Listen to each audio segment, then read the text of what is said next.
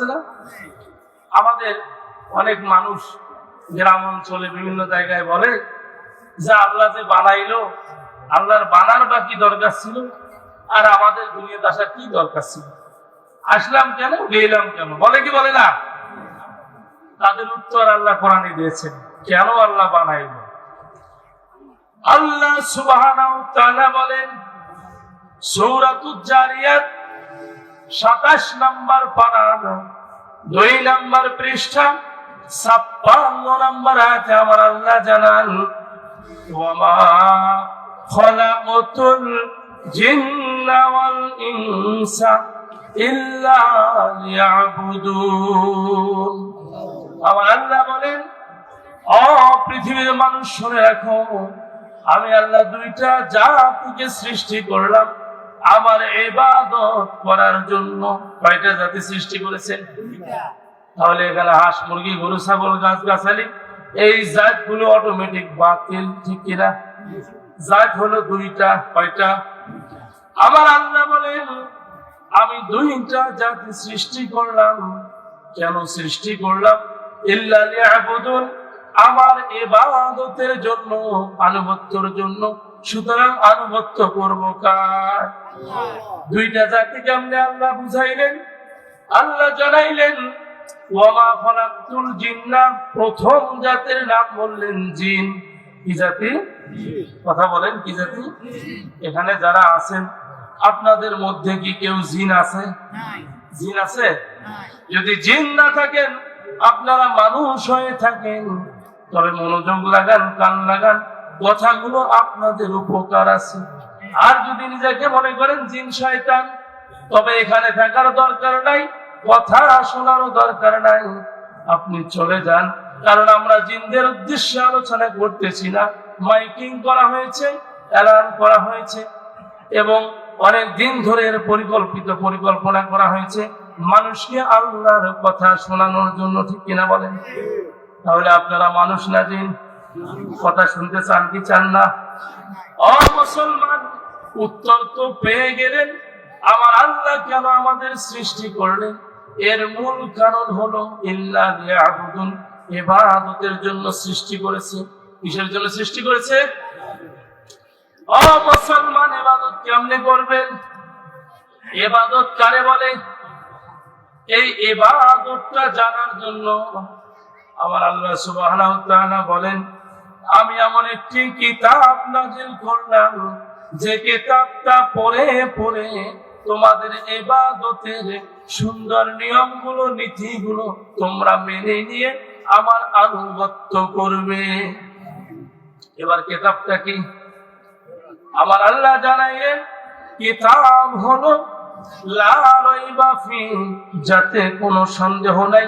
যালিকাল কিতাব, আল্লাহ বলেন এমন একটি কিতাব দিলাম লা রাইবা ফি, যাতে কোনো সন্দেহ নেই।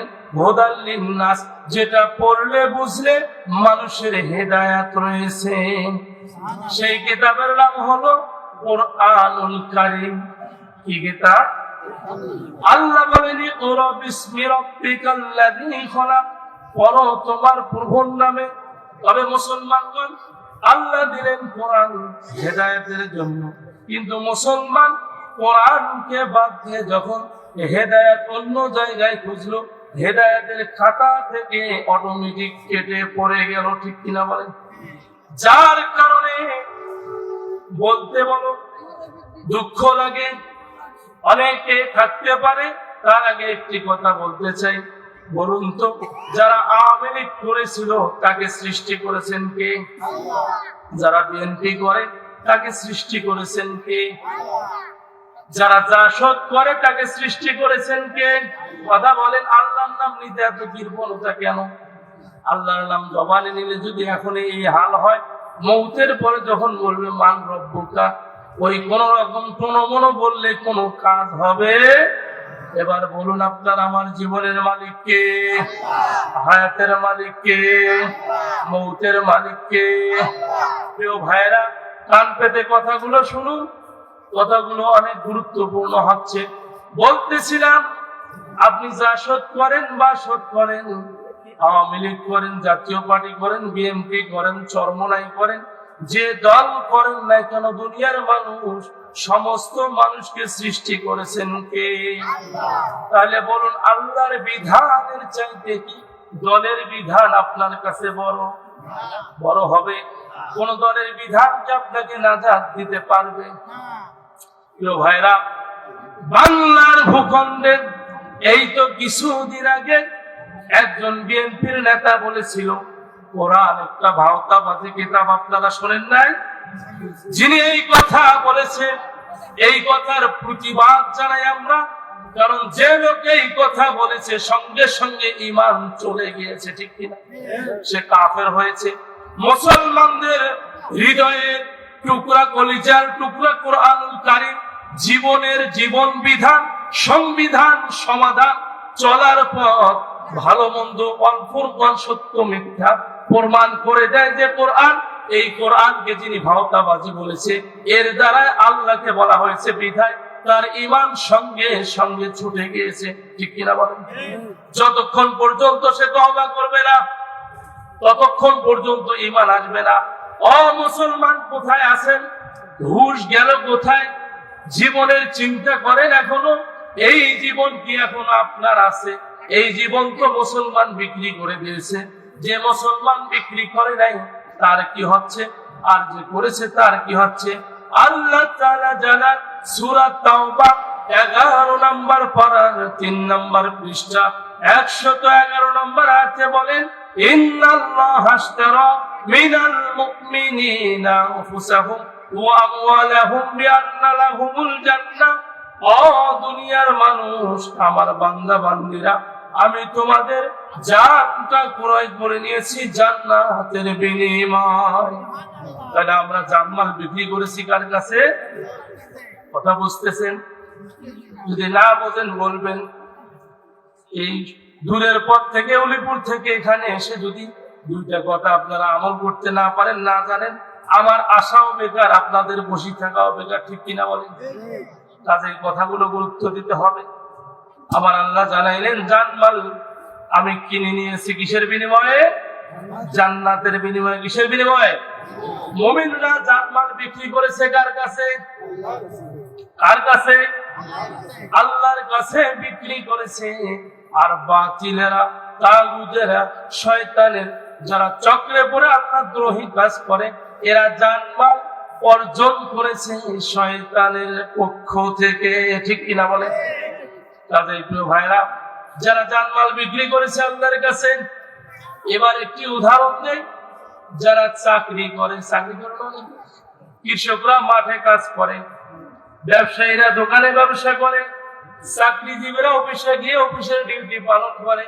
এখন যদি এই চাকরিজীবীকে বলা হয়, তোমার 9টা থেকে 4টা পর্যন্ত ডিউটি, সে যদি 4টার পরে প্রতিদিন যায়, গিয়ে খাতাটা সই করে আসে, 1 দিন 2 দিন 3 দিনের পরে ধরা পড়লে চাকরিও যাবে, সাজাও হবে, ঠিক কিনা বল?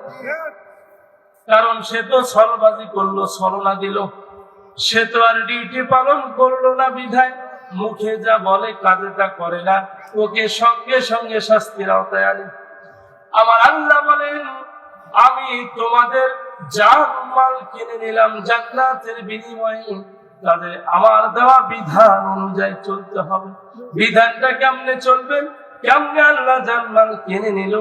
আমার আল্লাহ জানাইলেন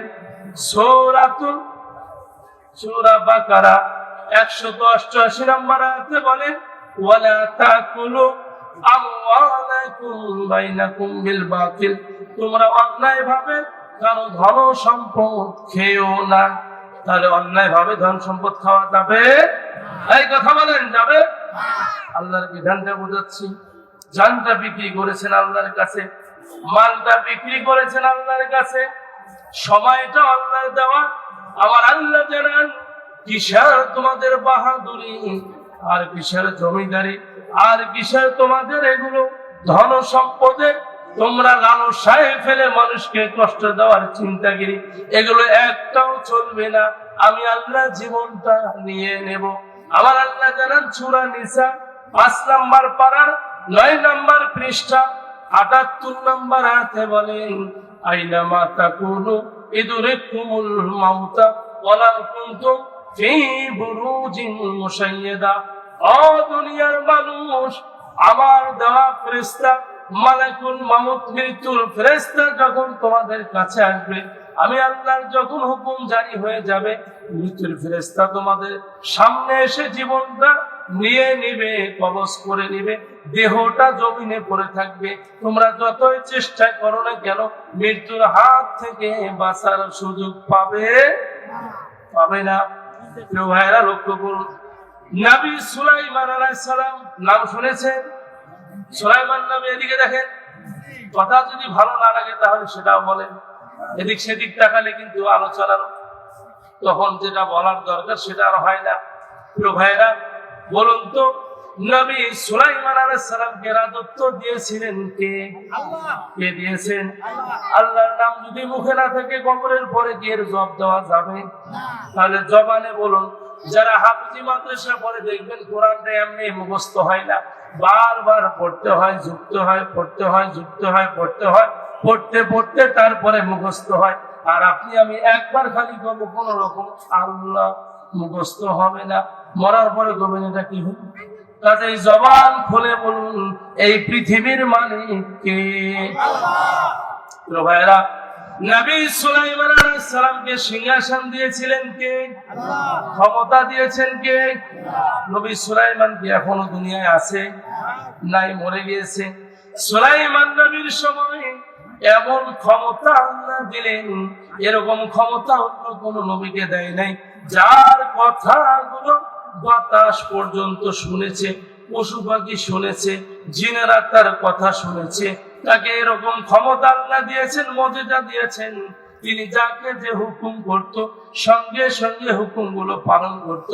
সুলাইমান নবীর সময় তার এক উম্মত দৌড়াইতে দৌড়াইতে, একদিন দৌড়াইতে দৌড়াইতে, হাঁপাইতে হাঁপাইতে নবী সুলাইমান আলাইহিস সালামের তিনি বৈঠকখানার সামনে এসে দাঁড়িয়ে গেলেন। সুলাইমান নবী তাকাইলেন, লোকটা এভাবে দৌড়িয়া এখানে আসলো কেন, হাঁপাচ্ছে কেন? জিজ্ঞাসা করলেন, আল্লাহর বান্দা, কি তোমার সমস্যা? এভাবে তুমি হাঁপাচ্ছ কেন? সমস্যা কি বলো? বলে, হুজুর, আমার সমস্যা তো তেমন কিছু নয়, তবে আমাকে ভয় লাগে হুজুর, এখানে থাকার আমার ইচ্ছা হয় না। আমার বাড়ির সামনে এমন একটা দেহ বিশিষ্ট লোক দেখলাম, আমাকে ভয় লাগলো, তার ভয়ে আমি অস্থির হইলাম, কাঁপতেছি, এখনো ভয় কাটতেছে না হুজুর।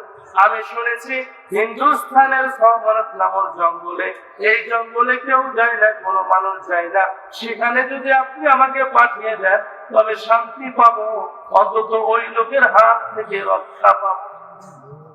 নবী সুলাইমান বললেন, আল্লাহর বান্দা, এমন কি করতে চাও? বলে, আমার ভয় লাগে হুজুর, এখানে থাকতে চাই না, আমি ওখানে যেতে চাই। তখন বাইতুল আকসা জেরুজালেম থেকে ৬০০০ মাইল দূরে সমরাত নামক সেই জঙ্গলটি ৬০০০ মাইল দূরে। তখন নবী সুলাইমান আলাইহিস সালাম বললেন, ও বাতাস, একে দ্রুত গতিতে ওখানে পৌঁছাইয়া দাও। যখন পৌঁছায় দেওয়া হলো, বাতাস নিয়ে গিয়ে যখন তাকে পৌঁছায় দিল, মুহূর্তে পৌঁছে গেল। উদাহরণ হলো, মোবাইল ব্যবহার করেন আপনারা? মোবাইল, এটার নাম কি? সবাই চেনেন? এই মোবাইল এত দ্রুত গতিতে কথাগুলো পৌঁছাইয়া দেয়। এখন এই ফোন দিবেন, সেকেন্ড সময় লাগবে না, রিসিভ হওয়ার সাথে সাথে আপনি যা বলবেন তা কিন্তু শোনা যাবে। এর মূল কারণ কি, কেন শোনা যায়? এর মূল মাধ্যম হইল নেটওয়ার্ক, অর্থাৎ বাতাসের মাধ্যমে দ্রুত ছড়িয়ে দেয়। সুবহানাল্লাহ। এটি একটি আল্লাহ পাকের নিয়ামত। ভাইরা, নবী সুলাইমান যখন আদেশ করলেন, পৌঁছে গেলেন। আর হইল তখনও জেরুজালেম থেকে ৬০০০ মাইল দূরের পথ। ওখানে পৌঁছে যাওয়ার পরে লোকটি যখন বসলেন, একটু সোজা হইয়া দাঁড়াবে, দাঁড়িয়ে সামনে তাকিয়ে দেখে যার ভয়ে আল্লাহর বান্দা ৬০০০ মাইল দূরে আসলেন, সেই লোকটি চোখের সামনে দাঁড়িয়ে আছে। লোকটি অস্থির হয়ে গেলেন, হতভম্ব হয়ে গেলেন, ভীতু হলেন, আতঙ্কিত হলেন, দু চোখের পানি ছেড়ে দিয়ে বললেন, কে আপনি? আমি আপনার ভয়ে নবী সুলাইমান আলাইহিস সালামকে বললাম, আমাকে এখানে পৌঁছায় দেখ। আমি এখানে চলে আসলাম। এখানে এসে সোজা হইতে না হইতে আপনার দেখা পাইলাম। কে আপনি? লোকটি চোখের পানি ছেড়ে দিয়ে বলতেছে, মালাকুল মাউত আজরাইল। তিনি তখন বলতেছে, আল্লাহর বান্দা, আমি দুনিয়ার কোনো মানুষ না, আমি এমন এক ফেরেশতা, আমার নাম হলো মালাকুল মাউত। প্রত্যেকটা মানুষের মৃত্যুর সময় যে ফেরেশতা জানটা কবজ করে নিবে, জমিনে দেহটা পড়ে থাকবে, লোকেরা লাশ নিয়ে দৌড়াদৌড়ি করবে। এই লাশ সম্পর্কে আল্লাহর হাবিব বলেন, যখন মানুষ মরে যাবে, মরে যাওয়ার সঙ্গে সঙ্গে মানুষের এই লাশগুলো প্রথম কাজ হলো একে গোসল করিয়ে দিবে। গোসল করানোর পরে লাশটাকে নিয়ে লোকেরা কবরের দিকে রওনা হবে। যারা যারা নামাজ আদায় করে কবরের দিকে ছুটে যাবে, কবরের স্থান পর্যন্ত ওই মৃত্যু লাশের সঙ্গে তিনটা জিনিস চলে যাবে, দুইটা ফেরত আসবে, আর একটা কবরে ঢুকে যাবে। সুবহানাল্লাহ। আপনারা কি জানতে চান কোন দুইটা ফেরত আসে আর কবরে কি ঢুকে যায়? জানার দরকার আছে। তাহলে একটু শেষের দিকে মনে করে দিবেন, মনোযোগ লাগান, জানিয়ে দেওয়া হবে ইনশাআল্লাহ কোন দুইটা চলে যায় আর কোনটা কবরে থাকে, কোনটা ফেরত আসে। এটা যদি না জানতে পারেন মুসলমান, কপাল পুড়ে ছাই হয়ে যাবে, জান্নাতের রাস্তা হারিয়ে ফেলবে। জানার দরকার আছে না নাই? তো ভাইরা, এই কথা একটু পরে আসতেছি। যে কথাই ছিলাম, নবী সুলাইমান আলাইহিস সালাম ওই লোকটিকে পাঠিয়ে দিল। তিনি সোজা হয়ে দাঁড়িয়ে তাকিয়ে দেখে মালাকুল মাউত আজরাইল চোখের সামনে দাঁড়িয়ে আছে। আজরাইল বলল, আল্লাহর বান্দা, ও আল্লাহর বান্দা, আমি তো মালাকুল মাউত, তোমার আজরাইল। তবে আমি জানতে চাই, কেমনে তুমি এখানে চলে আসলা? আমার আল্লাহ যখন আমাকে আদেশ করলো, ও আমার ফেরেশতা আজরাইল, আমার ওই বান্দার জানটা কবজ করে নিয়ে আসো। আমি বললাম, রব্বুল আলামিন, এই বান্দার জান কোথা থেকে কবজ করব, কোন স্থান থেকে নেব? আল্লাহ জানিয়ে দিলেন, আজরাইল, সাওমারাত নামক জঙ্গলের মাঝখানে গিয়ে দাঁড়িয়ে যাও আর ওর জান কবজ করো। আমার আল্লাহ যখন এই কথা বললেন, তখন আজরাইল বললেন, রব্বুল আলামিন, আমি যাওয়ার জান কবজ করার জন্য অনুমতি পাইলাম। যে লোকটার জীবনটা নিয়ে আসবো, তিনি তো এখনো বাইতুল আকসা জেরুজালেমের পাশে, এখান থেকে ৬০০০ মাইল দূরে সাওমারাত জঙ্গল। কেমনে করে লোকটি ওখানে যাবে? এত দ্রুত গতিতে, মাত্র কয়েক সেকেন্ড সময়, আর আমি তার জানটা কেমনে নেব? চিন্তায় পড়ে গেলেন। বলুন তো, আল্লাহ যা জানে পৃথিবীর কেউ কি তা জানে? গায়েবের মালিক কে? এখন কিছু গায়েবের ভণ্ড পীর দুনিয়াতে আছে না নাই? এই ভণ্ডদের অনুসরণ করা যাবে? মুসলমান ঈমান থাকা সত্ত্বেও অনুসরণ করতে হবে কার? এবার আজরাইল, তিনি তো গায়েব জানে না, অস্থির হয়ে গেলেন। কেমনে সম্ভব? উদাহরণ দিচ্ছি। এই যে আজকে মাহফিল, আমি যদি এখন উলিপুর থেকে রওনা হইতাম, আধা ঘন্টায় কি আসা সম্ভব ছিল? কোনোভাবেই না। তবে যদি আয়োজক কমিটি বলতো, হুজুর ৮ ঘন্টা সময়, হঠাৎ বলতে চলে আইছে, আমিও তো আশ্চর্য হইতাম, ঠিক কিনা বলেন? এমনি করে আজরাইল আশ্চর্য হয়ে গেলেন। আমার আল্লাহ জানিয়ে দিলেন, আমি যা জানি, ইন্নী আ'লামু মা লা তা'লামুন, পৃথিবীর কেউ তা জানে না। সুবহানাল্লাহ। আপনার আমার হায়াতের মালিক কে? আওয়াজ তুলে বলেন, হায়াতের মালিক কে? মউতের মালিক কে? এই পৃথিবীর মালিক কে? আল্লাহর পৃথিবীতে আল্লাহর আইন ছাড়া কোন বাতিলের আইন মেনে নেওয়া যাবে না, যাবে না, যাবে না। ঠিক কিনা বলেন? ভাইরা, আপনি যে দলেই করেন না কেন, আজরাইল দাঁড়াইলে দল কিন্তু আর তাল পাবে না। ভাইরা, লক্ষ্য করুন। এবার আজরাইল যখন আল্লাহরে বললেন, আমার আল্লাহ বললেন, আজরাইল, এ নিয়ে তোমার চিন্তা করা যাবে না। ইন্নী আ'লামু মা লা তা'লামুন, আমি যা জানি পৃথিবীর কেউ তা জানে না। আমার আল্লাহ বললেন, আজরাইল, যার জীবনটা কবজ করা হবে, ওই লোকটির সামনে গিয়ে তোমার চেহারাটা দেখা দাও। দেখা দিয়ে সাথে সাথে যে স্থান থেকে আমি তার জানটা কবজ করতে বলেছি, রুহটা বাহির করতে বলেছি, সেই স্থানে গিয়ে হাজির হইয়া যাও। এবার আজরাইল আসলেন। আসার সঙ্গে সঙ্গে যখন লোকটার সামনে দাঁড়িয়ে গেলেন, লোকটি আজরাইলের চেহারা দেখে অস্থির হয়ে নবী সুলাইমানের কাছে গেলেন। সুলাইমান নবী তাৎক্ষণিক বাতাসকে হুকুম করলেন, বাতাস সেখানে পৌঁছায় দিলেন। মুহূর্তে ৬০০০ মাইল দূরে পৌঁছায় দিলেন। আজরাইল গিয়ে দাঁড়িয়ে গেলেন আর জীবনটা কবজ করবেন। এই অবস্থায় আল্লাহর বান্দা দু চোখের পানি ছেড়ে দিলেন, দিয়ে বললেন, ও আল্লাহর ফেরেশতা আজরাইল, আমার জীবন চলে যাবে, রুহটা বাহির করবেন।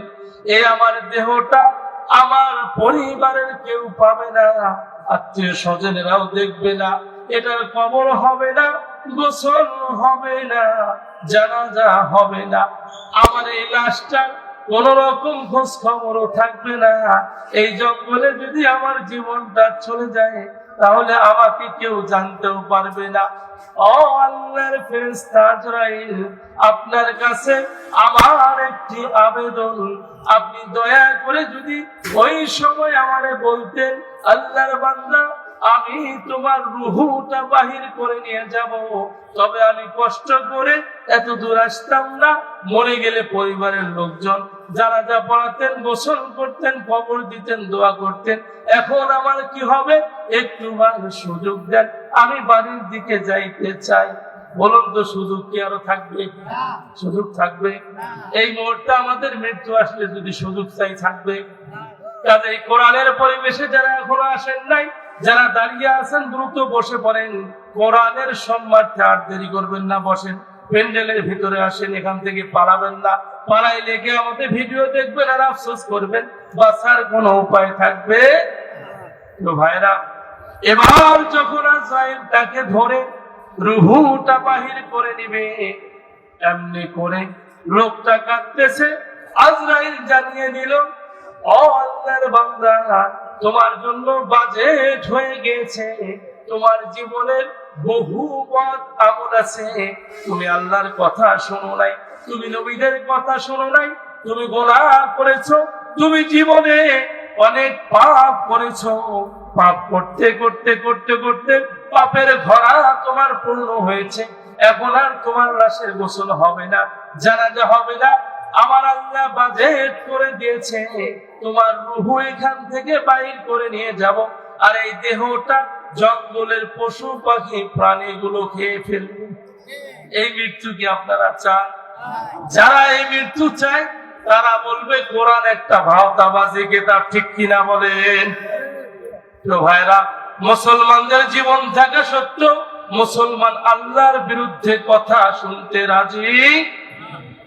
তো ভাইরা, এবার লক্ষ্য করুন, ময়দানে মুসিবতের দিনে, যেদিন আমরা মরে যাব, আজরাইল এসে আমাদের সামনে দাঁড়িয়ে যাবে, রুহটা টেনে বাহির করে নিয়ে যাবে। আবার আল্লাহ বলেন, যদি তোমরা সুউচ্চ সুদৃঢ় দুর্গের ভিতরে অবস্থান করো, অর্থাৎ আব্রাহা বাদশার মতো যদি একটা লোহার মজবুত খাঁচা সিন্ধুক তৈরি করে তথাপি সেখানে প্রবেশ করো আর ধারণা করো এখান থেকে আজরাইল আমাকে নিতে পারবে না, আমার আল্লাহ বলেন, আইনামা তাকুনু ইদরিকুমুল মাউতা ওয়ালাউ কুনতুম ফি বুরুজিন মুশাইয়্যিদা, সেখান থেকে আবার আজরাইল তোমাদেরকে ধরে রুহটা বাহির করে নিয়ে যাবে, দেহটা জমিনে পড়ে থাকবে। বলুন তো, এই দেহর কি কোনো মূল্য আছে? মূল্য আছে? তাহলে মূল্য হলো রুহুর। কিসের মূল্য? আবার আল্লাহ বলেন সূরা বাকারা 1 নম্বর পারা 4 নম্বর পৃষ্ঠা 28 নম্বর আয়াতে বলেন, কাইফা তাকফুরুনা বিল্লাহি ওয়া কুনতুম আমওয়াতা ফাহইয়াকুম সুম্মা ইউমীতুকুম সুম্মা ইউহয়ীকুম সুম্মা ইলাইহি তুরজাউন। আমার আল্লাহ বললেন, কাইফা তাকফুরুনা বিল্লাহ, তোমরা কিভাবে আমি আল্লাহকে ভুলে যাও, অথচ আমি তোমাদের হাত পা চক্ষু কান সবই তো সুন্দর করে দিলাম। কাইফা তাকফুরুনা বিল্লাহ, কেন তোমরা আমারে ভুলে যাও? ওয়াকুনতুম আমওয়াতা, আমি তোমাদের মৃত্যু দেই, তোমরা কিছুই ছিলে না, আমি তোমাদের জীবন দিয়েছি। ওয়াকুনতুম আমওয়াতান ফাহইয়াকুম, এরপরে মৃত্যু দেব। সুম্মা ইউমীতুকুম সুম্মা ইউহয়ীকুম সুম্মা ইলাইহি তুরজাউন, এবার আমি আল্লাহ জীবন দিলাম, মৃত্যু দেব, আমার দিকে নিয়ে আসবো, আবার হিসাবের কাঠ গড়ায় তোমাদেরকে আমি দাঁড় করাবো। পালার কোনো সুযোগ আছে? সুযোগ? আবার আল্লাহর দরবার থেকে পালার কোনো সুযোগ? কেন সুযোগ নাই? আবার আল্লাহ জানাইলেন, ফামান ইয়ামাল মিসকালা যাররাতিন খায়রান ইয়ারা ওয়া মান ইয়ামাল মিসকালা যাররাতিন শাররান ইয়ারা। ও দুনিয়ার মানুষ, ছোট থেকে ছোট গোনাহ যদি করো, যেটা দেখা যায় না, সেটার জন্য আল্লাহ তোমাদের ছেড়ে দিবে না। এবার ছোট গোনার তালিকা আসে, ছোট গোনার তালিকা আসে। শুরুর দিকে আসেন, বলুন তো, গালি দেওয়া কি গোনা না সওয়াব? কথা বলেন, আপনারা কি বোঝেন না কথা? গালি দেওয়া গোনা না সওয়াব? মিথ্যা বলা গোনা না সওয়াব? আওয়াজ দিয়ে বলেন, চুরি করা গোনা না সওয়াব? যারা আওয়াজ দেবেন না, আল্লাহর ফেরেশতা কাঁধের মধ্যে আছে লেখার জন্য, কিরামান কাতিবিন ইয়ালামুনা মা তাফআলুন, এরা আমলনামা লিখবে কে কতটুকু ঈমানের বলে বলিয়া। এখান থেকে উঠে গেলে আর সুযোগ থাকবে না। বলুন তো, ছোট গোনার মধ্যে যদি আপনি হিসাব করেন, গালি দেওয়া কি? মিথ্যা বলা কি? খাদ্যে ভেজাল দেওয়া কি? চুরি করা কি? ডাকাতি করা কি? জিনা করা কি? অন্যের হক মেরে খাওয়া কি? এক কথায় যে কোনো উপায়ে যখন মানুষ কোন ক্ষতির দিকে ছুটে যায়, এই তাগুদের পথের নাম হলো গোনাহ। ঠিক কিনা বলেন? তাগুদের পথ, সেটা ছোট থেকে ছোট হোক, বড় থেকে বড় হোক। আবার আল্লাহ বলেন, যারা মুসলিম আমাকে মেনে নিয়েছে, আল্লাযীনা আমানু ইউকাতিলুনা ফি সাবিলিল্লাহ, এরা আমি আল্লাহর পক্ষে চলবে। ফি সাবিলিল্লাহ, আমি আল্লাহর পথে তারা জানমাল সময় সব ব্যয় করবে। আর যারা আমাকে মানবে না, ওয়াল্লাযীনা কাফারু ইউকাতিলুনা ফি সাবিলিত তাগুত, এই লোকগুলো হলো আল্লাহ দ্রোহী, শয়তানি শক্তি নিয়ে চলবে। ঠিক কিনা বলেন? তাহলে যারা গায়ের জোরে মাস্তানি করে, এটা গোনা না সওয়াব? যারা মুখের জোরে পাহাড় ঠেলে, সওয়াব না গুনাহ? আবার আল্লাহ জানাইলেন, এগুলো তো ছোট খাটো গোনাহ, এগুলোর থেকে নাজাত দেওয়া হবে না, হিসাব দিতে হবে। আমার হাতে মোবাইল আছে, বর্তমান যুগে ছেলেরা টাচ মোবাইল অ্যান্ড্রয়েড সেটটা বেশি ব্যবহার করে। এখানে ফেসবুক আছে, ইউটিউব আছে, নেট আছে, দেখবেন অল টাইম যখন সারায় এটা যখন ফেসবুক চালু করে, কোরআনের কোনো কথা আসলে অনেক যুবক আছে যাদেরকে শয়তান ধরেছে, এরা দ্রুত টালে দিয়ে যেখানে নারীর ছবি সেইখানে ক্লিক করে। ঠিক কিনা বলেন? এই যে আপনি লাইক করলেন একটা মেয়ের ছবিতে, ছোট থেকে ছোট হলো, এটা একটা গোনাহ, এর জন্য ছেড়ে দেওয়া হবে। যখন লাইক করলেন, মস্তিষ্ক খাটাইলেন, নারীটার ছবি দেখলেন, নবী বলেন, মনের জেনা হইলো আপনি লাইক করলেন, এটা তো মন না বললে করতেন না। অনেক ছবি তো সেখানে ভাসে, একটা তো করলেন না। বড় বড় আলেম ওলামারাও তো ভিডিও দিয়েছে, সেটা দেখলেন না। নারীর নগ্ন ছবি দেখে হৃদয় থেকে একটা লাইক করলেন, আপনি জালেমের কাতারে আপনার নামটা বসালেন। ঠিক কিনা বলেন? কাজেই সেখানে কয়টা গোনাহ হবে? প্রথম গোনাহ হলো হৃদয়ের জেনা, অন্তরের জেনা। দ্বিতীয় গোনাহ হলো চোখ দিয়ে দেখলেন ছবিটাকে বারবার, ভালো করে চোখের গোনাহ। এবার গুনগুন করতেছেন, জবানের গোনাহ হচ্ছে। এভাবে যত লাফা ঝাপা করবেন মুসলমান, তত গোনাহ বাড়তেই থাকবে। ঠিক কিনা বলেন? কাজেই মুসলমানদের হিসাব করতে হবে। আপনি ফেসবুক চালাবেন, সেখানে আপনি দেখবেন, ভালো কথাগুলোতে লাইক করবেন, ভালো কাজগুলো দেখবেন, তবে ছোট থেকে ছোট সবটা আল্লাহ ছেড়ে দেবে। ভাইরা লক্ষ্য করুন, অমুসলিমেরা আমাদের কাছে কেমনে করে জায়গা করে নিল, আর মুসলমান কেমনে করে কোরআনকে ভুলে গেল। এই বাংলার ভূখণ্ডে 13টা বছর ধরে এ জাতির এক অংশ মানুষ তারা যন্ত্রণায় বসবাস করেছিল, ঠিক কিনা বলেন? এই লোকগুলো যখন কোরআনের কথা বলতে গিয়েছে, এক শ্রেণীর শাসক গোষ্ঠী তাদের উপরে নির্যাতন করেছে, নিপীড়ন করেছে, তাদেরকে গায়েবী মামলা দিয়ে জেলখানায় ভরেছে, ঠিক কিনা বলেন? আজ কি তারা আছে যারা কোরআনের বিরুদ্ধে কথা বলবে, আল্লাহর বিরুদ্ধে কথা বলবে, রাসূলের বিরুদ্ধে কথা বলবে? এই নাস্তিক গুলো, বেঈমান মুরতাদ গুলো শুধু দুনিয়াতে নয়, এরা শুধু দেশ ত্যাগ করলে এরা তাদের শাস্তি পরিপূর্ণ হয় না, বরং আল্লাহ এদেরকে অপমান অপদস্থ করে দেশ থেকে তাড়িয়ে, দুনিয়া থেকে তাড়িয়ে কবরে ঢোকাইয়া দেয়, ঠিক কিনা? আবু জেহেল কার বিরুদ্ধে কথা বলেছে? রাসূলের কার বিরুদ্ধে? রাসূলের বিরুদ্ধে আবু জেহেল আছে? আছে। নমরুদ নবী ইব্রাহিমের বিরুদ্ধে কথা বলেছে? আছে। ইব্রাহিম নবী, তিনি একদিন যখন নবী ইব্রাহিম আলাইহিস সালাম, এই জায়গার মধ্যে টিস্যু তো আর মনে করে মৌলবী মানুষ ইমার্জেন্সি এত সুবিধে করি, এলে হুঁশ থাকে না, ঠিক কিনা বলেন?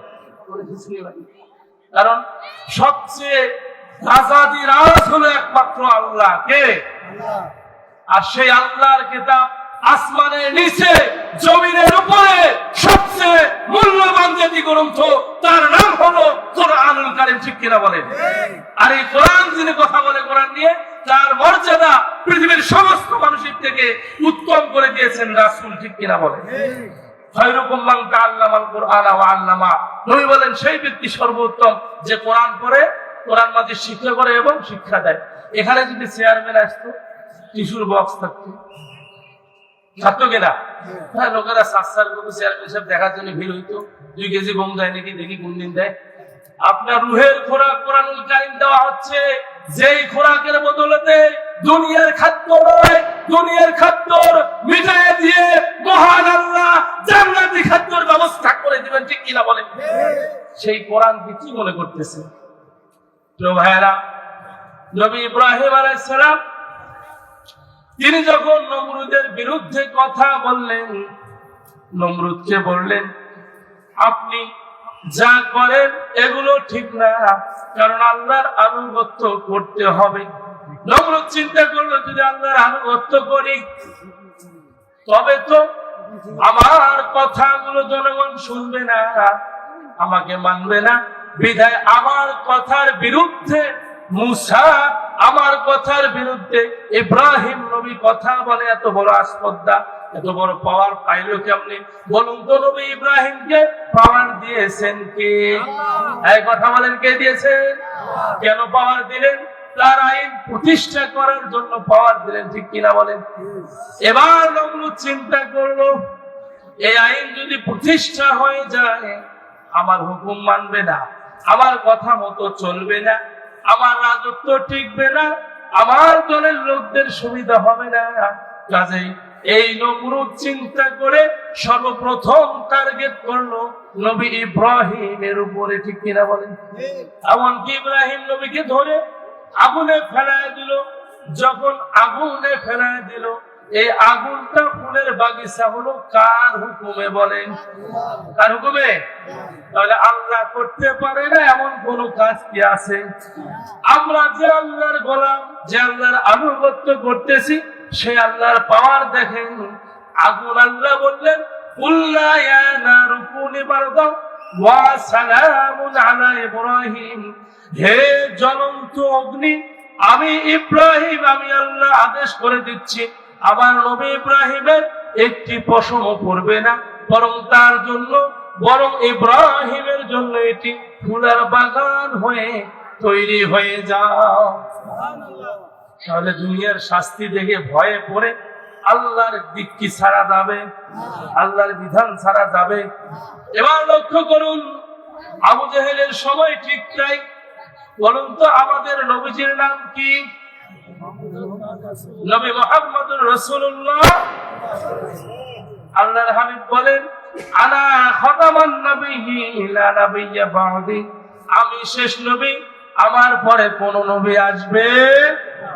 আমাদের নবীজির ওফাতের পরে কিয়ামত পর্যন্ত যদি কোনো মানুষ বলে আমি নবী, মুসলমান কি তা মেনে নেবে? আপনারা মেনে নেবেন? গণপরিগণ মেনে নেবেন? কেন মেনে নেব না? আমরা তো রাসূলের উপরে ঈমান আনছি। এবার সেই রাসূল যখন কুরআনুল কারীমের দাওয়াত দেবেন, মুসলমানের শত্রু দুনিয়ার মানুষ কেমনে হলো এর সূত্রটা লক্ষ্য করুন। আমরা তো মুসলমান, আমাদের ডানে বামে সামনে পিছনে, আমাদের গ্রামগঞ্জে শহর বন্দরে জেলা উপজেলা ইউনিয়ন থেকে রাষ্ট্র পর্যন্ত শত্রু কেমনে তৈরি হলো এটা জানার দরকার আছে না নাই? শত্রুগুলোকে চিনতে হবে, তারা আমাদের কিছুই করতে পারবে? আমার আল্লাহ বলেন ইন্না কাইদা শাইতানি কানা দাঈফা, শয়তানের ষড়যন্ত্র অত্যন্ত দুর্বল, এটা মাকড়সার জালের মতো। রাসূল সাল্লাল্লাহু আলাইহি সাল্লাম তিনি মা হালিমার বাড়ির ওই দিকে তায়েফে যখন নবীজি ছিলেন, বড় হলেন, এক পর্যায়ে দাওয়াত দিতে গেলেন। সেখানে নবীজি যখন আমলের জন্য সিজদায় পড়ে গেলেন, কাফেররা এমন ষড়যন্ত্র করলো, বড় একটা পাথর নিয়ে তারা উপর থেকে গড়িয়ে দিচ্ছে। আমার আল্লাহ বললেন কি ইন্না কাইদা শাইতানি কানা দাঈফা, শয়তানের ষড়যন্ত্র দুর্বল, মাকড়সার জালের মতো। পাথরটা ফেলাই দিলে নবীজি দুনিয়া থেকে বিদায় নেবে। এই ষড়যন্ত্র করেছেন কাফেরেরা। কারা করছেন? এবার যখন পাথরটা ছেড়ে দিবে, ছেড়ে দেওয়ার সঙ্গে সঙ্গে নবীজি আওয়াজ দিলেন, পাথর যদি আপনার হুকুমে এসে থাকো তবে ছুটে আসো, আর যদি তুমি অন্য কোন শয়তানের ষড়যন্ত্রে আসো থেমে যাও। যারা হাজিরা হজে গিয়েছে, মা হালিমার বাড়ি যারা দেখেছে, তায়েফে যারা গিয়েছে দেখবেন এই যে লেবের জায়গাটা, পাথরটা এইভাবে গড়ি আসবে ধরে এই জায়গায় চুমুকের মতো আটকি আছে। বলুন তো আটকা দিলেন কে? কে দিলেন? তাহলে সেই আল্লাহর পাওয়ার আছে না নাই? অবিয়াকার পাওয়ারের ভয় করেন? কে আপনার জীবনের মালিক বলেন? কথা বলেন, জীবনের মালিক কে? তাহলে ভয় করবেন কাকে? সম্মানিত হাজির, বলতেছিলাম আমাদের শত্রু কেন হলো? মুসলমানের তো শত্রু হওয়ার দরকার ছিল না, ঠিক কিনা? রাসূল সাল্লাল্লাহু আলাইহি সাল্লাম, সম্মানিত হাজিরিন, কথাগুলো মনোযোগ দিয়ে শুনেন। নবীজি সাল্লাল্লাহু আলাইহি সাল্লাম, নবীজি জন্মের আগে বাবাকে হারালেন। বাবা যখন দুনিয়া থেকে বিদায় নিলেন, বিদায় নেওয়ার পরে নবীজির জন্ম হলেন যেই দিন নবী সাল্লাল্লাহু আলাইহি সাল্লাম এই পৃথিবীর জমিনে আসেন। মুসলমানদের কলিজার শান্তি, মুসলমানদের আর নবীর মধ্যে গুরুত্ব কেমন, এটা বুঝার পরে সেই কথায় আসে। একদিন নবীজি বৈঠকে আছেন, এমন তো অবস্থায় সাহাবারাও সেই বৈঠকে আছেন। রাসূল বললেন, ও আল্লাহর বান্দারা, আমাকে কেমন তোমরা মহব্বত করো, ভালোবাসো? সাহাবাদের মধ্যে বললেন, ওমর রাদিয়াল্লাহু তাআলা আনহু বললেন, নবীজি, আমি ওমর দুনিয়ার সমস্ত সম্পদের থেকে এমনকি আমার জীবনটা বাদে। কি বাদে? কথা মনোযোগ আছে, কি বাদে? ওমর বললেন, জীবন বাদে আমি রাসূল, আমি ওমর, আপনি রাসূলকে বেশি ভালোবাসি, শুধু আমার জীবন বাদে সমস্ত সয় সম্পত্তির থেকে। আল্লাহর হাবিব বললেন, ওমর এখনো হলো না। কি বললেন? হলো না। তার মানে ঈমানের শূন্যতা এখনো তোমার আছে। নবী বললেন, ওমর শুনে রাখো, আমি রাসূলকে তোমাদের জীবনের থেকে বেশি ভালোবাসতে হবে। যদি বাসতে পারো তবে আল্লাহকে পাবে। এবার বলুন তো, ওমর ওই দিন বলেছিল, নবীজি, আমি যতদিন জীবিত থাকবো আমার জীবনের চাইতে আপনাকে বেশি ভালোবাসবো। আল্লাহু আকবার। এবার এই মাহফিলের প্যান্ডেল থেকে মুসলমানরা সাক্ষী দেন, জোরে আওয়াজ তুলে, রাসূলকে কি আমরা আমাদের জীবনের থেকে বেশি ভালোবাসবো? কে কে রাজি আছেন? হাত উঠান। লিল্লাহি তাকবীর, নারে তাকবীর। হাত নামান। প্রিয় ভাইরা, লক্ষ্য করুন এবার। আবার আল্লাহ কোরআনে বললেন, কুল ইন কুনতুম তুহিব্বুনাল্লাহা ফাত্তাবিউনি ইউহিব্বুকুমুল্লাহ। ও দুনিয়ার মানুষ শুনে রাখো, আল্লাহ বললেন নবীজি আপনি জানিয়ে দেন, কুল ইন কুনতুম তুহিব্বুনাল্লাহ, আমি আল্লাহকে যদি কেউ পেতে চাও, ভালোবাসতে চাও, আল্লাহর আনুগত্য করো, আল্লাহর রহমত চাও, ফাত্তাবিউনি ইউহিব্বুকুমুল্লাহ, তবে রাসূলকে ভালোবাসতে হবে। কাকে ভালোবাসতে হবে? আর যদি রাসূলকে ভালোবাসতে পারো, ওয়াগফির লাকুম, তোমাদেরকে আমি আল্লাহ মাফ করে দেব। কি মাফ করবে? যুনুবাকুম, তোমাদের জীবনের গুনাহ। সুবহানাল্লাহ। আল্লাহু গফুরুর রহিম, আল্লাহ সবচেয়ে দয়ালু। ঠিক কিনা বলুন? তাহলে রাসূলকে ভালোবাসলে জীবনের গুনাহ মাফ করবেন কে? এবার রাসূলের জিন্দেগিতে আসুন। বলতেছিলাম শত্রু কেমনে হলো।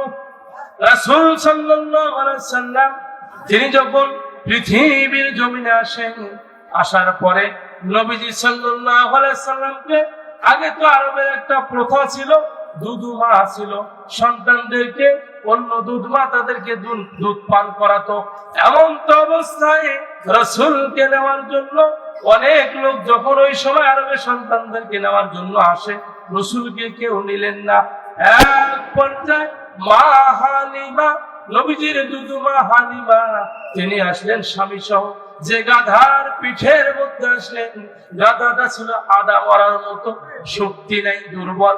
এই গাধার পিঠ থেকে নেমে যখন রাসূলকে কোলে উঠা নিলেন, মা আমিনা বললেন, আমি যখন হালিমার কোলের মধ্যে আমার কলিজার টুকরা সন্তান মুহাম্মদকে উঠায় দিলাম, যখন হালিমা দুধমা হিসেবে গ্রহণ করলেন আমার এই সন্তানকে, হালিমা বলেন, সঙ্গে সঙ্গে আমার শরীরের মধ্যে এমন একটা পাওয়ার কাজ করলো, মনে হয় আগের থেকে 100 গুণ বেশি শক্তি আমি হালিমার শরীরে তৈরি হয়ে গেল।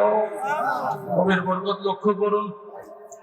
এবার মা হালিমা বলেন, এবার যখন শরীরে শক্তি অনুভব করতেছি, আমার গাধার পিঠের উপরে যখন চললাম, যে গাধা একটা লোককে নিয়ে যাইতে পারে না, এই গাধার শরীরে এমন জোয়ানি শক্তি শুরু হয়ে গেল, মনে হয় গাধা সবে মাত্র যৌবন ফিরে পাইল। এত শক্তি হইল কার বরকতে?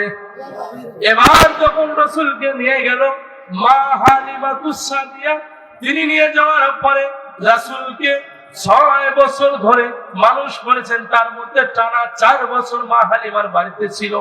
যখন মা হালিমার বাড়িতে ছিলেন, মা হালিমা বলেন, আমার শিশু নবী মুহাম্মদ তিনি যখন বাচ্চাদের সঙ্গে খেলতে যায়, এক সময় কিছু বাচ্চা দৌড় দিয়ে এসে আমাকে বলতেছে, ও মা, আপনার সন্তানকে কিছু ছেলে এসে পাহাড়ের উপরে উঠাইলো আর বুকটা ফাড়াইলো, কলিজাটা বাহির করে ধৌত করলো। এটি ছিল প্রথম সিনা মুবারক সাদ। সুবহানাল্লাহ। যখন এই কথা বলা হলো, মা হালিমা আর ঠিক থাকতে পারলো না। আমি তো মুহাম্মদকে আমার নিজের সন্তান না, মুহাম্মদ তো আমার অন্যের সন্তান, আমি তো দুধমা, এটা কেমন হলো আমার সন্তানের? না জানি কোন বিপদ হলো। দৌড়াইতে দৌড়াইতে মা হালিমা ঠিক ওই জায়গায় এসে দেখে নবী মুহাম্মদুর রাসূলুল্লাহ সাল্লাল্লাহু আলাইহি সাল্লাম পাহাড় থেকে হেলে দুলে নামতেছিল। নবীজিকে তখন কাছে টেনে নিয়ে শরীরের উপরের কাপড়টা খুলে দেখলো, সেখানে কোনো দাগ নাই। মা হালিমা বলল, বাবা কেমন লাগে তোমার? বলে, মা আমি পায়ের দিকে তাকিয়ে দেখি আমার পায়ের নিচের মধ্যে মাটি, আর মাটির নিচে দেখতেছি পানি, মাটির নিচে দেখতেছি আমি পানি, পানির নিচে জ্বলন্ত আগুন। পরবর্তী টাইমের ব্যাখ্যা এসেছে, বিজ্ঞানীরা এটা ব্যাখ্যা করেছেন, আমরা যে বসবাস করি আমাদের মাটির নিচে হলো পানি, অর্থাৎ বরফ হয়ে থাকে, পানির নিচে আগুন, এটাকে জ্বলে জ্বলে বাষ্প হয় বিধায় আমরা থাকার উপযোগী হয়ে আছি। তা না হলে এই ভূমিটা, সমতল ভূমিটা বরফে পরিণত হতো, দুনিয়ায় কোনো মানুষ বেঁচে থাকতে পারত না। নবী বলেন, আমি আসমানের তাকায় দেখি, ও মা, তাকায় দেখলাম আমার মাথার উপরে আসমান, প্রথম আসমান ভেদ করে আমি দ্বিতীয় আসমান দেখি, দ্বিতীয় আসমান ভেদ করে আমার চোখের দৃষ্টি শক্তি তৃতীয় আসমান পর্যন্ত যায়, তৃতীয় আসমান ভেদ করে চতুর্থ আসমান, এভাবে পঞ্চম আসমান, ষষ্ঠ আসমান, সপ্তম আসমান পার হয়ে নূরের জগৎ, সেখানে আমি দেখতে পাইলাম। সেখান পার হয়ে মানুষের ভাগ্যলিপির যে খাতাটা আছে, কলমটা আছে, শব্দ শোনা যায়, আমি সেখান পর্যন্ত দেখতে পাই। এভাবে যখন বললেন আমি দেখতে পাই, তখন রাসূল সাল্লাল্লাহু আলাইহি সাল্লাম এর সত্যতা প্রমাণ হলো। নবীজি যেদিন মেরাজে গেলেন, মেরাজে যাওয়ার পরে সপ্তম আসমানে যখন উঠলেন, ওঠার পরে জিবরাইল আলাইহিস সালাম 600 পাখা নিয়ে সেখানে হাজির হইলেন, বিশাল রূপ দেখা দিলেন। জিবরাইল 600 পাখা নিয়ে দেখা দিলেন। আল্লাহর হাবিব বলেন, ও জিবরাইল, 600 পাখা নিয়ে যে তুমি যে আমার কাছে হাজির হইলে জিবরাইল, এই রূপ জীবনে আরো একবার দেখাইছিলে যেই দিন সর্বপ্রথম জাবালে নূর কোরআন নাজিলের পাহাড়ের মধ্যে আমি রাসূল ধ্যানমগ্ন ছিলাম। ওই সময় প্রথম নাজিলকৃত আয়াত নিয়ে যাওয়া আপনার পক্ষ থেকে আর এত বড় দেহ আমি দেখতে পাই। সুবহানাল্লাহ। নবী বলেন সিদরাতুল মুনতাহা, ওখানে একটা বড়ার গাছ আছে সপ্তম আসমানে। ওই গাছের বিশাল নিচের দিকে বিশালতা আছে, ওখান থেকে আসমানে চলে যায়। তার উপরে ফেরেশতাদের জগৎ আর যাওয়ার সুযোগ নাই। পর্যায়ক্রমে ওখানে মানুষের আমলের ভাগ্যলিপি লেখা হয়। আমার আল্লাহ জানান কিরামান কাতিবিন, প্রত্যেকের কাঁধে 2 জন করে ফেরেশতা আছে। ইয়ালামুনা মা তাফআলুন, এরা মানুষের আমলনামাগুলো লেখে। এরা 24 ঘন্টায় যাই করে এটা লেখে। এই লেখে এই খাতাটা নিয়ে গিয়ে ওই ভলিউম মূল খাতার মধ্যে জমা করা হয়। সুবহানাল্লাহ। এবার বলুন তো, ফেরেশতা যে কাঁধে আছে আমাদের ওজন লাগে? ওজন লাগে? তাহলে মানুষ যদি চুরি করে ফেরেশতা দেখবে কি দেখবে না? ডাকাতি করলে দেখবে কি দেখবে না? যতই গুনাহ করেন আপনার বান্দা বান্দি, কাঁধের মধ্যে ফেরেশতা আছে। এবার স্বামী বাড়িতে রেখে বিদেশ গেছে, আপনি স্বামীকে বাদ দিয়ে অন্য ছেলের সঙ্গে যৌন চাহিদা পূরণ করেন, এটাও তো ফেরেশতা লেখে, ঠিক কিনা বলেন? এবার আপনার ঘরে সুন্দরী স্ত্রী আছে, এটাকে বাদ দিয়ে আপনি বেগানা মহিলার দিকে তাকান, এটাও ফেরেশতা লেখে কি লেখে না? আবার আল্লাহ বলেন ফামাইয়ামাল মিসকালা যাররাতিন খায়রান ইয়ারা ওয়া মাইয়ামাল মিসকালা যাররাতিন শাররান ইয়ারা। ছোট থেকে ছোট গুনাহ বাদ দেওয়া হবে না, ছোট থেকে ছোট সবটাও থেকে মাইনাস করা হবে। বলতেছিলাম, মা হালিমা যখন জিজ্ঞেস করলেন, নবী বললেন আমি দেখতে পাই। এবার মা হালিমা চিন্তা করলেন, এই ছেলেকে আর আমি রাখবো না, যদি কোনো বিপদ হয় তবে আমি কি জবাব দেব তার মায়ের কাছে? রসুলকে নিয়ে গিয়ে, তখন রসুলের বয়স হলো 4 বছর, তার মায়ের কাছে দিলেন। মা আমিনার কাছে দেওয়ার পরে মা আমিনা তাকে আরো 2 বছর ধরে লালন পালন করলেন। মা আমিনা বলেন, আমি যখন আমার শিশু সন্তান কলিজার টুকরা হৃদয়ের ধর মোহাম্মদ যখন তিনি বাচ্চাদের সঙ্গে খেলতে গেলেন, পাহাড়ের কিনারায় গিয়ে খেলতেছে, আমার সন্তানকে যখন আমি নিতে গেলাম, মোহাম্মদ 2 চোখের পানি ছেড়ে কাঁদতেছে। আমি তার কাছে গিয়ে বললাম, বাবা মোহাম্মদ কাঁদো কেন রে বাবা, কি হয়েছে? বলে, মা আমি এই জন্য কাঁদি, আমার সঙ্গে যারা খেললো কারো বাবা আসলো, কারো মা আসলো, অনেকের বাবা এসে নিয়ে গেল। মা আজ 2 বছর ধরে আমি আপনার সাথে, ও মা আমার বাবা তো একদিনও আসলো না। এতিমখানা নয়। মা আমেনা বললেন, বাবা রে, তোমার বাবার কথা বুঝি তোমার হৃদয়ে জেগে উঠেছে রে বাবা। তখন নবীজি বললেন, ও মা আমি আমার বাবারে দেখতে যাব। মা আমেনা বললেন, বাবা মোহাম্মদ তোমার বাবার দুনিয়ার জমিনে নাই, তোমার জন্মের আগে তিনি যখন সিরিয়ার উদ্দেশ্যে মদিনার পথে ব্যবসার জন্য চলে যায়, তোমার মামার দেশ মদিনায় যখন যায়, সিরিয়ার পথে ব্যবসার উদ্দেশ্যে যায়, প্রতিমধ্যে জ্বর হয়ে মারা যায়। বাবারে, তোমার বাবার কবর আছে মদিনায়, তোমার বাবার কবর সেখানে আছে। বললো, মা আমি দেখবো। আমি আমার বাবার কবর দেখতে যাব। কাঁদতেছিল মা আমেনা। নবীজির কান্না সহ্য করতে পারলেন না। এবার কান্না শুনতে শুনতে মা আমেনা তার শ্বশুরের কাছে গেলেন। নবীজির দাদা আব্দুল মুত্তালিবের কাছে গিয়ে বললেন, ও বাবা, বাবা তোমার নাতি আমাকে আমার পুরানা স্মৃতির কথা মনে করে দিল, আমাকে হৃদয়ের মধ্যে আগুন জানা দিল মোহাম্মদ তার বাবাকে দেখতে চায়। বাবা আপনি যদি অনুমতি দেন তবে আমি আমার এই সন্তানকে নিয়ে যেতে চাই। মা বোনেরা লক্ষ্য করুন, স্বামীর অনুমতি ছাড়া কোথাও যাওয়া যাবে না।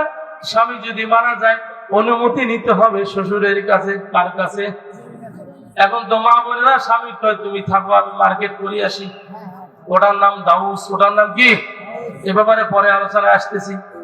এবার মা আমেনা যখন চলে গেলেন সন্তানকে নিয়ে, যাইতে যাইতে যাইতে যাইতে এদিকে মদিনার পথে যখন চলে গেলেন বাবার কবরের কাছে গেলেন। কিছুদিন কয়েকদিন চলে গেল, নবীজি বাবার কবরের মাটির উপরে শোয়ার মতো হয়ে চিত হয়ে কাঁদতেছে, বাবা বাবা বলে। কত মানুষের বাবাকে সন্তানেরা দেখলো, ও বাবা আমি তো আপনাকে দেখলাম না, এ বলে কাঁদতে কাঁদতে অস্থির হয়ে গেল। কান্নাকাটি শেষ হওয়ার পরে মা আমেনা রাসূলকে নিয়ে চলে আসলেন। আসার পথে প্রতিমধ্যে যখন আবওয়া নামক বসরির কাছে আসলেন, আসতে গিয়ে মা আমেনা জ্বর আসলেন। জ্বর আসার পরে মা আমেনা দাসী উম্মে আইমানকে বললেন, আমার বাবা মোহাম্মদকে নিয়ে আসো, আজ 3 দিন ধরে আমার শরীরে জ্বর, আমার মন বলে আমি মনে হয় বাঁচবো না। আমার সন্তানকে বাবার কবর দেখার জন্য নিয়ে আসলাম, কবর দেখে ফেরার পথে আমি আমেনা মনে হয় আর বাঁচবো না, আমার বাবা মোহাম্মদকে ডাক দাও। এবার রাসূলকে ডাক দিল, মা আমেনা রাসূলকে কোলে নিলেন, বাবা মোহাম্মদ আমার কাছে আসো, বাবা আমার বুকে আসো। যখন বুকে জড়ায় নিলেন, নেওয়ার পরে কাঁদতেছে, বাবা মোহাম্মদ রে চলবের আগে তোমার বাবাকে হারিয়েছো রে বাবা, আজ আমি হয়তো দুনিয়ায় থাকবো না, তুমি তোমার দাদার কাছে থেকে গিয়েও তুমি মক্কায় চলে যাও। এ বলে যখন কাঁদতে কাঁদতে কাঁদতে কাঁদতে নবীজি মায়ের বুকের উপরে মাথা দিয়ে কাঁদতেছে, চোখের পানি গড় গড় করে মা আমেনার বুক ভেজে যাচ্ছে। এমন তো অবস্থায় মা আমেনার কথা বলে না। নবী তখন আবার কাঁদতেছে, কথা বলে না। দাসী উম্মে আইমান বললেন, ও মুহাম্মদ বাবা কাঁদিয়ে কি করো, তোমার মা আর দুনিয়ায় নাই, মা দুঃখিনী মরে গেছে। এবার মায়ের কবর দেওয়ার পরে নবীজি কাফেলা নিয়ে, ছোট মানুষ 6 বছর বয়স, উম্মে আইমান সাথে আর একজন ব্যক্তি ছিল, এই মোটে 3 জন, মোট 4 জন সহ নবী সহ সেখান থেকে রওনা হয়। ওদিকে মক্কা থেকে বারবার আব্দুল মুত্তালিব মদিনার দিকে চেয়ে থাকে। আমার মা আমেনা এই মক্কা ছেড়ে মদিনা গেলেন আমার নাতিকে নিয়ে, তার বাবার কবর দেখতে এখন আসে না কেন, এই চিন্তায় বারবার তাকায়। খুব মহব্বত করতেন রসুলকে, তাকিয়ে দেখে ওই যে দেখা যায় মোহাম্মদ, আমার মনে হয় মোহাম্মদের সঙ্গে তার মা আর ফিরে আসে নাই। এবার এটা ভাবতেছে, ওদিকে আব্দুল মুত্তালিব দৌড়াচ্ছে, লোক দিলাম 5 জন, একজন কাফেলায় শট যিনি আমার মনে হয় আমার বৌমা আমেনা, সে হয়তো আসে নাই, দৌড়ায়। এদিকেও নবীজি দৌড়ায়, দাদার দিকে দেখা হলো, জোরাজোরি করে ধরলো, কাঁদতেছে, হ্যাঁ বাবা মোহাম্মদ তোমার মা কোথায়? বলে দাদা বাবার কবর দেখার জন্য মার সঙ্গে গেলাম, আমার মা তখন ফিরে আসলো, আপদ আমার বসরির কাছে জ্বর হয়ে আমার মা দুনিয়া ছেড়ে বিদায় নিল। এবার আব্দুল মুত্তালিব রসুলকে নিয়ে বাড়িতে গেলেন। এবার বাড়িতে লালন পালন করলেন আরো 2 বছর, মোটে নবীর বয়স হলো 8 বছর। কয় বছর? 8 বছর হইলেন। 8 বছর বয়সে আব্দুল মুত্তালিব এবার ইন্তেকালের সময় হয়ে গেল। আব্দুল মুত্তালিব তিনি মনে মনে চিন্তা করতেছে, আমি মাদুর হয়েছি, মনটা তো ডাকে, আমি মনে হয় আর বাঁচবো না, আমার এই নাতির দায়িত্ব কে নিবে? এই চিন্তায় আব্দুল মুত্তালিব অস্থির। ছেলেদেরকে ডাক দিল, কোথায় আছো রে আবু জাফর, আবু তালেব, আবু লাহাব, তোমরা কোথায় আছো? তাড়াতাড়ি চলে আসো, আমি মনে হয় আর বেশি দিন বাঁচবো না, তবে আমার মনে হয় আমার এই নাতির দায়িত্ব কাউকে দিয়ে যাওয়া দরকার। এবার সকল ছেলেরা হাজির হইল। আসার পরে বলল, আবু জাহেল বলল, বাবা আমাকে দায়িত্ব দেন। বলে না, তোকে দেব না, তোর মেজাজ ভালো না। এভাবে আবু তালেব, এভাবে আরো অন্যান্য আবু জাফর সহ অনেক সন্তানেরা বলল। নবীজির দাদা আব্দুল মুত্তালিব বলল, না কাউকে দেব না। বলে, দিবেন না তাহলে ডাকলেন কেন? এবার ছোট ছেলে আবু তালেব বলতেছে, আব্বা কাউকে দিলেন না, আমাকে দিবেন, আমি তো গরিব মানুষ, খাইতে পারি না বাবা। বলে, আবু তালেব আমি তোমার অপেক্ষায় ছিলাম, কখন তুমি আমার এই নাতিকে চাইবা। বাবেরা জানে কোন সন্তান ভালো কোনটা মন্দ, ঠিক কিনা বলেন? এবার আবু তালেবকে বললো, বাবা রে আমি মনে হয় থাকবো না, আর বেশি দিন বাঁচবো না, আমার এই নাতিকে তোমাকে দিলাম, নিজের ছেলের মতো একে মানুষ করিও। মরে গেল আব্দুল মুত্তালিব। নবীর বয়স 8 বছর। কয় বছর? এবার 8 বছরের পরে যখন রাসূল সাল্লাল্লাহু আলাইহি সাল্লাম ধীরে ধীরে বড় হয়, তখন নবীজির বয়স হলো 13 বছর। কত বছর? 13 বছর বয়সে। এদিকে মাঝখানের সময়টা আবু তালেব চিন্তা করলো, বহুদিন ধরে ব্যবসা করলাম না, আমারও তো একটু খাদ্যের অভাব পড়ে গেল, অনাটন আসলো, কাজে আমি ব্যবসার জন্য মালামাল তৈরি করব। 70 জনের একটি কাফেলা তৈরি করলো। কতজন? 70 জনের কাফেলা তৈরি করলো। সিরিয়ার উদ্দেশ্যে ব্যবসায় চলে যাবে। যখন ব্যবসার কাফেলা যাবে লোকজন সহ, নবীজি বলল, চাচা আমিও যাব। বলে, বাবা না, খুবই মহব্বত করতো, বাবা যাবে না? না আমিও যাব চাচা। তখন সাথের লোকগুলো বলল, মুহাম্মদের তো শক্তি অনেক বেশি, একে নিয়ে যাওয়া যায়। প্রিয় ভাইয়েরা, যখন যে নবীকে আল্লাহ দুনিয়ায় পাঠায়, সেই নবীর 40 জন যুবকের যে শক্তি, এরকম শক্তি সেই নবীকে দেওয়া হয়। আর প্রত্যেক নবীর 40 জন যুবকের শক্তি আমার আল্লাহ জানান, আমি আমার রসুলকে 40 জন নবীর শক্তি তার শরীরে দিয়ে দিয়েছি। এবার রসুলকে নিয়ে গেল, যাচ্ছে। ওদিকে সিরিয়ার পথে এক পাদ্রী তাওরাত, জাবুর এরকম কিতাবগুলো পড়ে পড়ে পড়ে পড়ে দেখেছে একজন ছেলে আসবে, এমন একটা সময় আসবে যার নাম হবে মুহাম্মদ, তিনি হবে আখিরি নবী। সুতরাং আখিরি নবীর অপেক্ষায় জীবনের 25টা বছর মেহমানদারি করেছে। এই পথ দিয়ে তিনি যাবে, আমি তারে দেখব, তার কাছে কালিমা পড়ে মুসলমান হব। এই ইহুদি পাদ্রী এই চিন্তা করেছে, করে জীবনে প্রতিটা দিন নবীজির আশা, একদিন 2 দিন করে করে, দিনের পর দিন, মাসের পর মাস, বছরের পর বছর পার করে যখন তিনি অপেক্ষা করলেন, এদিকে আবু তালেব চলে গেল এই কাফেলা নিয়ে, জায়গা মতো গেল। ওই দিন তাদেরও মেহমানদারের রাস্তা ওই সময় আসে আটকে গেল। পাদ্রী তখন কাফেলার সবাইকে ডাক দিল, ডেকে নিয়ে এসে বলল, তোমরা আসো, আমার মেহমান হবে।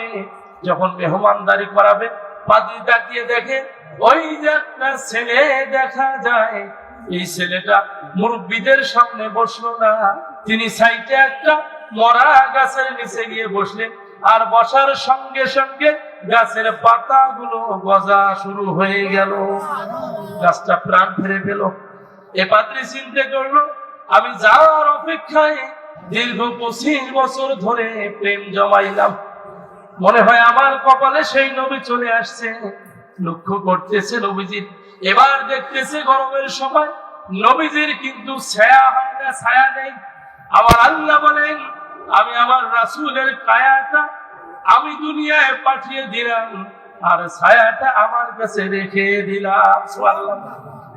এবার যখন ছায়া হয় না, মেঘ গিয়ে সেখানে ছায়া দেয়। এভাবে ছায়া হচ্ছে, হইতে হইতে পাদ্রী চিনতে দেরি করলেন না, বুঝতে পারলেন আমি যার অপেক্ষায় 25টা বছর ধরে সয় সম্পদ ব্যয় করলাম, আমার মনের আশা পূরণ হচ্ছে, সেই নবীর মনে হয় আমি দেখা পাচ্ছি। দৌড়ে গিয়ে তখন তাওরাতের কিতাব পড়ে আর জীবনীগুলো মিলায় দেখে ঠিক মিলতেছে। এবার দাওয়াত দিল, সবাই আসলো, সবাই খানা খাবে, কিন্তু ওই ছেলেকে দেখা যায় না। পাদ্রী বলল, দলের নেতাকে? বলে, আবু তালেব। এদিকে আসো আবু তালেব, তোমার দলের একজন মনে হয় বাদ পড়েছে। বলে হ্যাঁ, তাকে সামানা পাহারা দেওয়ার জন্য রেখেছি। বলে না, আমি তাকে চাই। একটা লোক যদি বাদ পড়ে যায় আমি মেহমানদারি করাবো না। আমার 25 বছরের তিল তিল করে মহব্বতের একজন ব্যক্তিকে খুঁজতেছি, আজ 25 বছর ধরে আমি খাওয়াচ্ছি। ওই লোককে ব্যতীত আমি আর কাউকে মেহমানদারি করাবো না।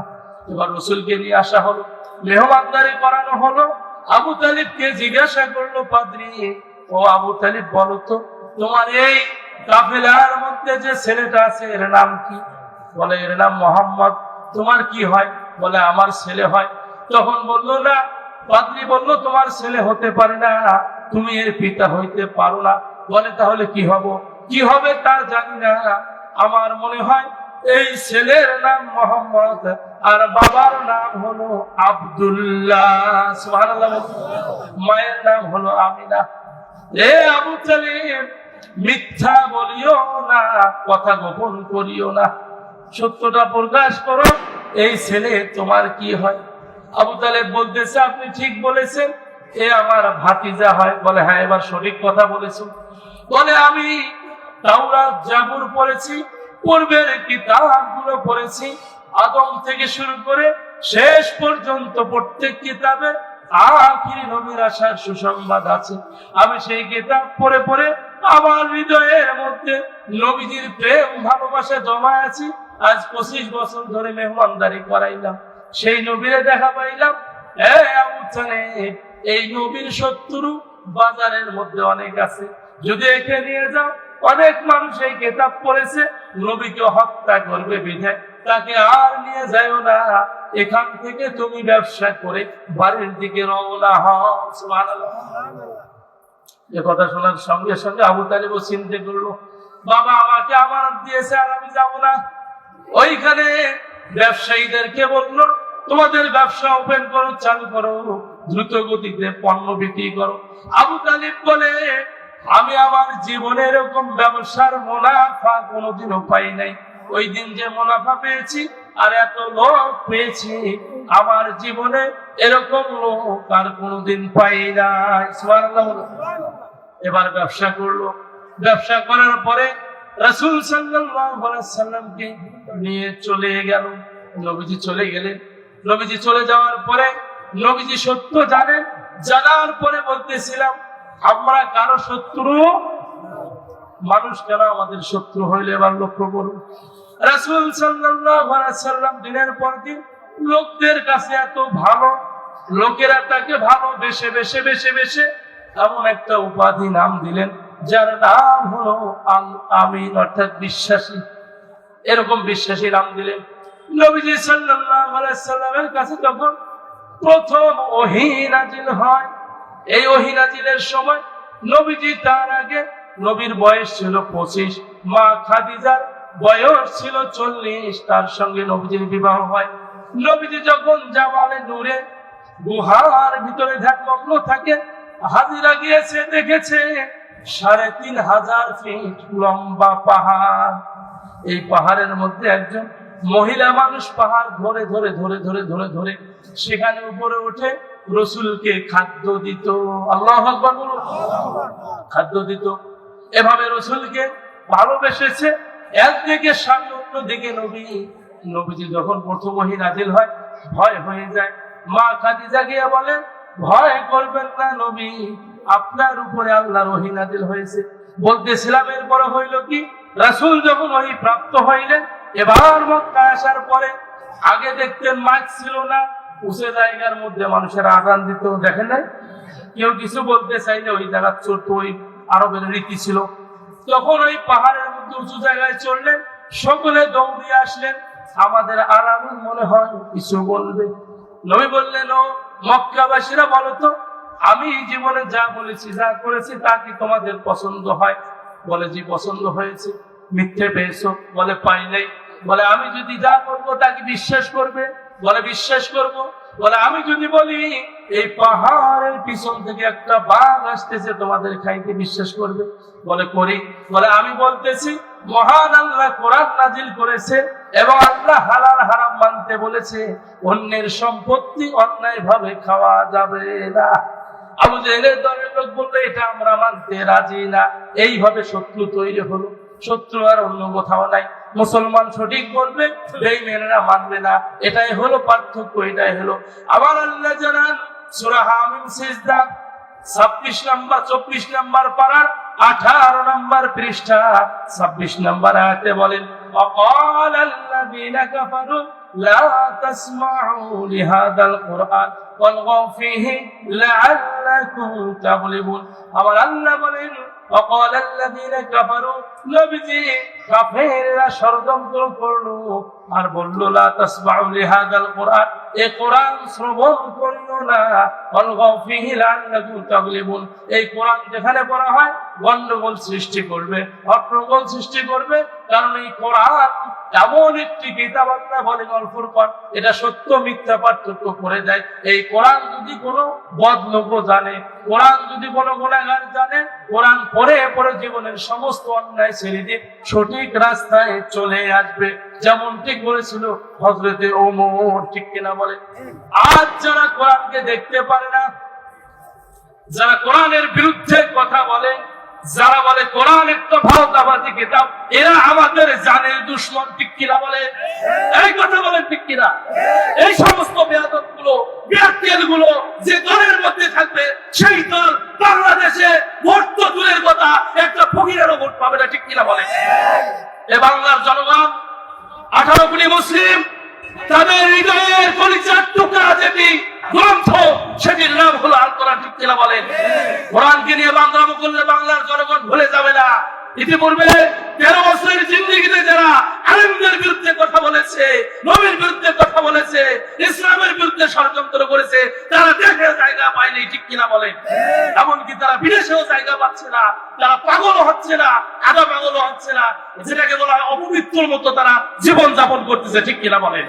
ও দুনিয়ার মানুষ হুঁশিয়ার হয়ে যান, এই বাংলার জমিনে কোরআনের বিরুদ্ধে কথা বললে আর কখনো বাংলার তৌহিদি জনতা মেনে নেবে না, ঝাড়ু পিটা করে দেশ থেকে তাড়িয়ে দিবে, ঠিক কিনা বলেন? ভাইরা, কাজেই ইসলাম ছাড়া অন্য কোন ধর্ম মানা যাবে যাবে না। কথা ছিল আরো অনেক, যেহেতু মেহমান আসছেন, বক্তা, ওনাকে রেখে কথা বলা সময় আমি নিতে চাচ্ছি না। আমি আপনাদের সকলের কাছে দোয়া চাই, মহান আল্লাহ যেন জীবনের প্রতিটা মুহূর্তে, সর্ব অবস্থায়, জীবন যাক আর থাক, এই চিন্তা যেন আল্লাহ আমার মাথায় না দিয়ে এই চিন্তা দেয় আল্লাহর দিন বাংলার জমিনে বিজয়ের পক্ষে কথা বলতে গিয়ে যদিও মৃত্যু হয়, আল্লাহ যেন তার উপরে আমাকে অটল রেখে কবুল করে। সকল বলে আমিন। আপনারা সকলে রাজি আছেন তো? ইনশাআল্লাহ আল্লাহ কবুল করুন। ওয়া আখির দাওয়ানা আলহামদুলিল্লাহি রাব্বিল আলামিন। আসসালামু আলাইকুম ওয়া রাহমাতুল্লাহি ওয়া বারাকাতুহু।